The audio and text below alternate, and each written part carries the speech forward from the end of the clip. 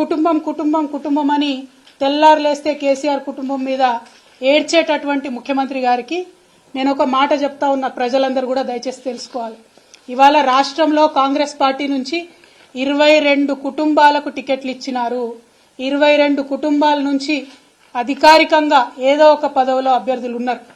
గడ్డం వినోద్ గారు, గడ్డం వివేక్ గారు, కోమటిరెడ్డి వెంకటరెడ్డి గారు, కోమటిరెడ్డి రాజగోపాల్ రెడ్డి గారు, మైనంపల్లి రోహిత్ రావు గారు, మైనంపల్లి హనుమంతరావు గారు, ఉత్తమ్ కుమార్ రెడ్డి గారు, పద్మావతి రెడ్డి గారు, జువ్వాడి నరసింగరావు గారు, రత్నాకర్ రావు గారి కొడుకు, కూచాడి శ్రీహర్రావు గారు, రత్నాకర్ రావు గారి కుటుంబ సభ్యుడే, దుద్దిల్ల శ్రీధర్ బాబు గారు, మాజీ మంత్రి శ్రీపాదరావు గారి కొడుకు, ఒడితెల ప్రణవ్ గారు, తాత మాజీ ఎంపీ సింగాపురం రాజేశ్వరరావు గారు, దామోదర్ రాజనరసింహ గారు, తండ్రి మాజీ మంత్రి సి రాజనరసింహ గారు, అట్లానే చెరుకు శ్రీనివాసరెడ్డి గారు, ముత్యం రెడ్డి గారు కుమారుడు, పి విజయారెడ్డి గారు, పీజేఆర్ గారి బిడ్డ, అట్లనే కోట నీలిమ గారు, సనత్ నగర్ కాంగ్రెస్ జాతీయ నాయకుడు పవన్ ఖేడా భార్య. ఈమె మన రాష్ట్రంతో సంబంధం లేదు, ఏం లేదు, కానీ సడన్ గా వచ్చిర్రు పారాషూట్ టికెట్లు.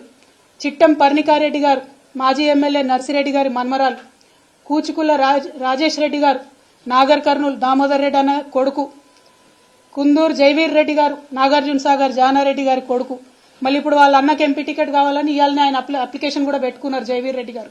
కొండా సురేఖమ్మ గారు, మాజీ ఎమ్మెల్సీ కొండా మురళి భార్య, మల్లు బట్టి విక్రమార్క, అదేవిధంగా వాళ్ళ సోదరులు మల్లు అనంతరాములు గారు, మల్లు రవి గారు వారి తండ్రి గారు, వారు మొత్తం కుటుంబ నేపథ్యమే. ఇవాళ మల్లు బట్టి విక్రమార్క గారి భార్య ఖమ్మం ఎంపీ టికెట్ రేసులో కూడా ఆవిడ ఉన్నారు. మరి పట్లోళ్ల సంజీవ్ రెడ్డి గారు, మాజీ ఎమ్మెల్యే పట్లోళ్ల కృష్ణారెడ్డి గారి కొడుకు, మదన్ మోహన్ రావు గారు, వారిది కూడా కుటుంబ నేపథ్యమే. ఇట్లా ఒక్కొక్కటి చూసుకుంటూ పోతే గిన్ని కుటుంబాలకు మీరు ప్రోద్బలం ఇస్తున్నారు, ఇన్ని కుటుంబాలకు మీరు పోటీ చేసే అవకాశం ఇచ్చారు, ఇన్ని కుటుంబాలను మీరు మోస్తున్నారు. మళ్ళీ ఇలా కోమటిరెడ్డి రాజగోపాల్ రెడ్డి గారు ఏమంటారు, మా అన్నకు మంత్రి పదవి ఉంటే ఏమవుతుంది, నాకు రాదా మంత్రి పదవి అంటారు. మీరు మా మీద మాట్లాడే అర్హత మీకుందా?